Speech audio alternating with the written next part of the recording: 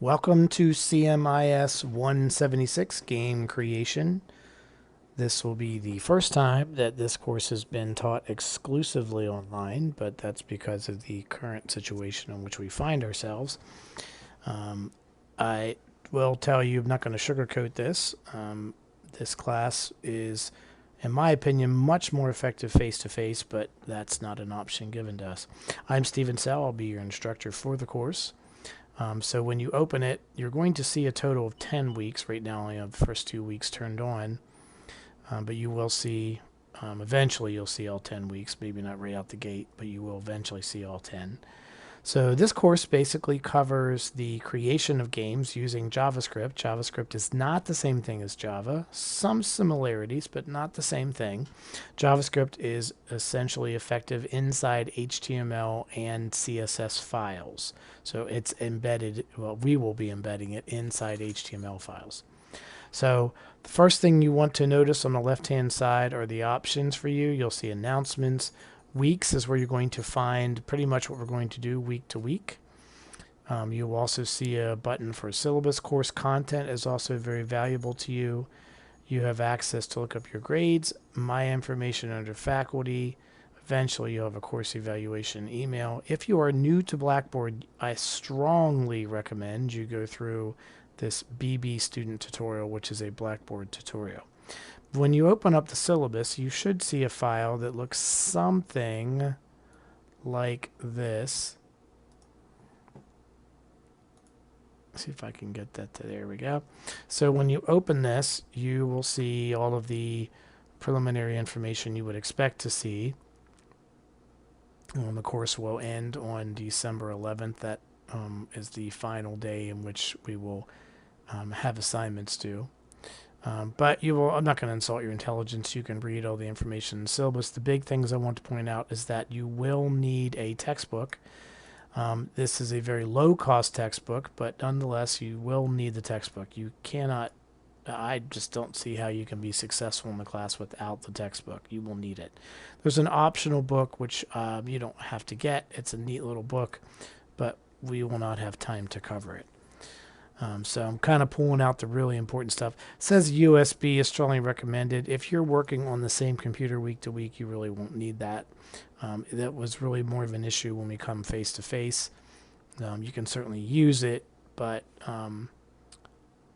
if you're on the same computer, a laptop or PC week to week, then that's not really a requirement. You might want to back up your files, though, on a USB.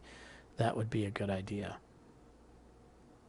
So some other key things I'm going to point out is the week-to-week breakdown of what we will be covering throughout the course.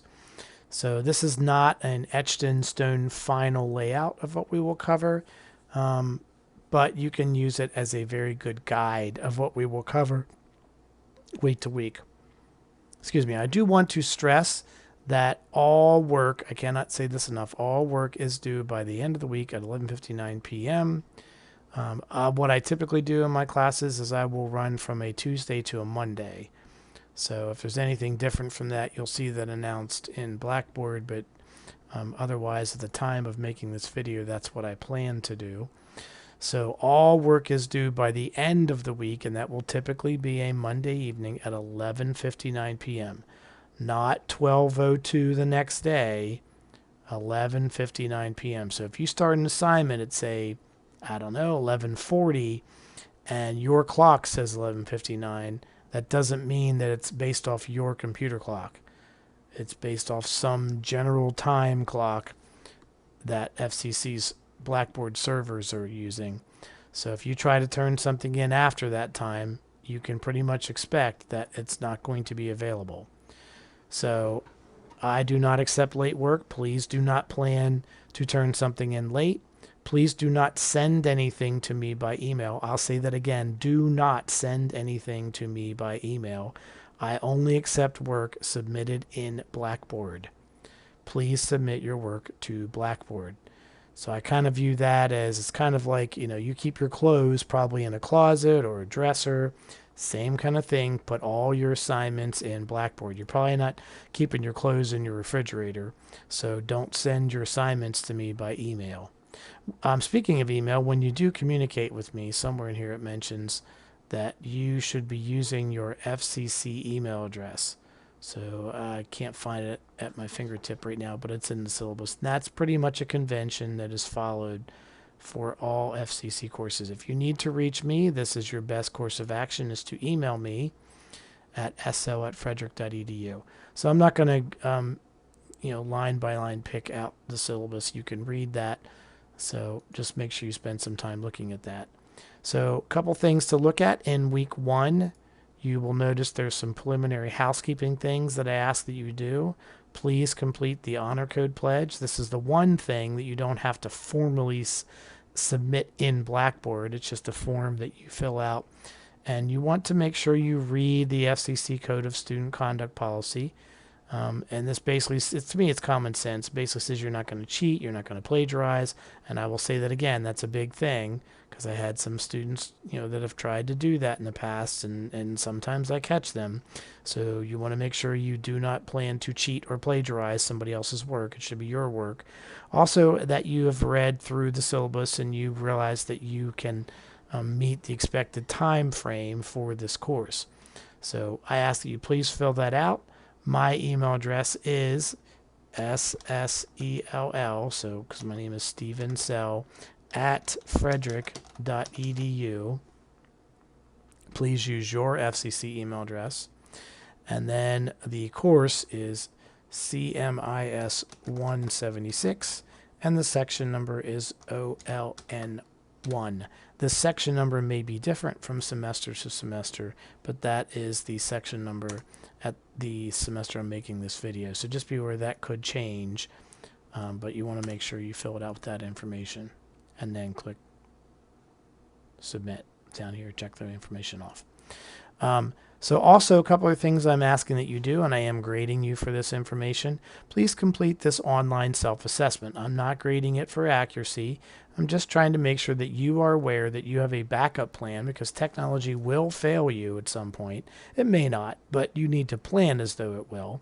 So what's your backup plan? Do you have a backup computer? Do you have access to Wi-Fi somewhere else? If you don't, you need to arrange to do that now. So make sure you have a backup plan. So go through this online self-assessment and submit that, and I'm giving you a simple grade for that. Also, another thing that I am giving you a grade to do is to sign up for this free Udemy class. This is a free class, and it's an excellent source for you to sign up for, because the first several chapters in our text are covered in these videos. So I ask that you complete signing up for this free Udemy course. It is done by the author of our text, Andy Harris.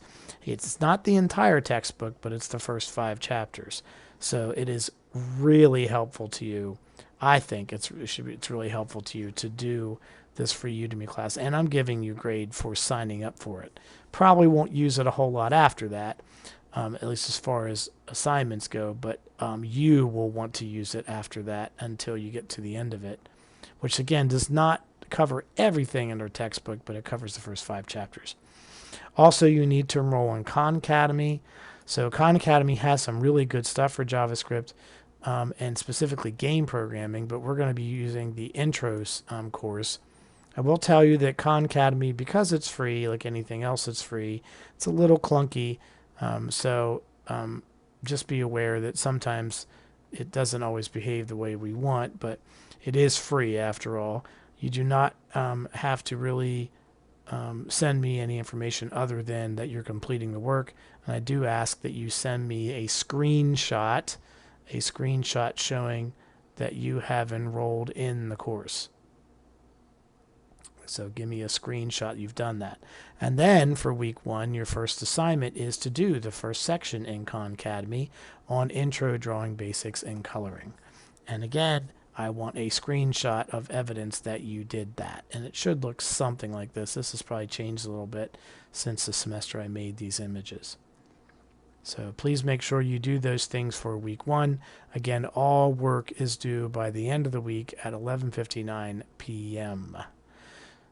So you can see the breakdown from week to week of the course. You also see announcements. I'm in here as an instructor, so you may not see all these announcements, but some of the big announcements that you should see at the beginning is this welcome, and then make sure you do these tasks before week 1 and during week 1. Again, please do not send me anything by email. You should not be sending me any. You can ask me questions. I encourage you to ask me questions, but please do not send me any assignments by email. I will not accept them by email. If you want, you can install Notepad++, which is a text editor. You'll see this mentioned in some of the videos that I'll have available for you in week 1. But you want to install some kind of text editor. If you're on a PC, Notepad++ is, I think, an excellent choice. If you're on a Mac or other machine, you could use a tool called Brackets. Brackets, I believe, will also run on a PC.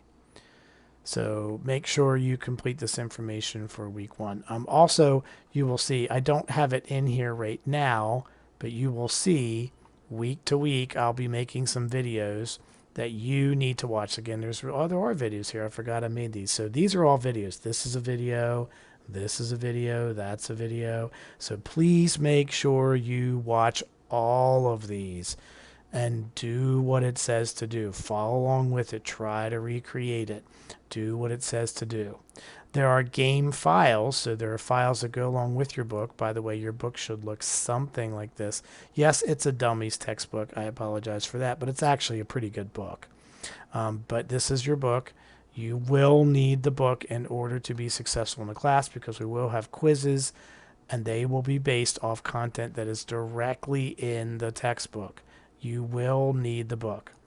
So you want to read the chapters from week to week. You'll see in week 1, you should be reading chapters 1 and 2, and I have videos covering 1 and 2. There are also sample files. So throughout the entire text, see if I can find one real quick. So here's like a sample file that you will see, and I will reference many of these, not all, but many of these in the videos. And you can access these files through several ways. One way is I try to break down each chapter files, and you can extract those. You can also go to course content, and then in here you can go to HTML5 game development for dummies. You can see that I give you all of the files here under text resource files, and then the author of our text also has a pretty good website, unless he took it down. Nope, he did not. So this is a good website that aligns with the content in our text. So we'll be referring to this information as we go through content in the text. So there's a couple sources here. Course content is your friend. There's some other information in here as well, but so you want to look at this as well as announcements and weeks. If at any point you have a question, I try to give you a pretty quick turnaround on responding to students. Just be aware, I also teach during the day, so you may not get an immediate reply, but I will try to reply to you pretty promptly. You can reach me by going to faculty, and this is my email address if you need to reach me. So as I said, all work is due by Monday evening, 11:59 p.m. If you have a question on any content, please do not email me at 11 p.m. and expect an answer by 11:30 p.m. because I'll probably be asleep. But what I suggest students do, try to be proactive. Look at your work ahead of time. Please do not wait until Monday evening and send me an email and then turn around and say, well, I couldn't submit it because you didn't reply to my question. Don't expect me to reply to you in that quick of a time. If you have a question on work, you need to send me an email by Sunday evening at 6 p.m. Sunday evening at 6 p.m. if you expect a mindful, thoughtful reply in time to give you time to then turn your work in. So waiting to email me after 6 p.m. on Sunday evening is not a reason for you to be able to turn your work in late. So please be proactive on doing your work. If you have any question, again, here's my email address. Good luck, and I'll see you in the class.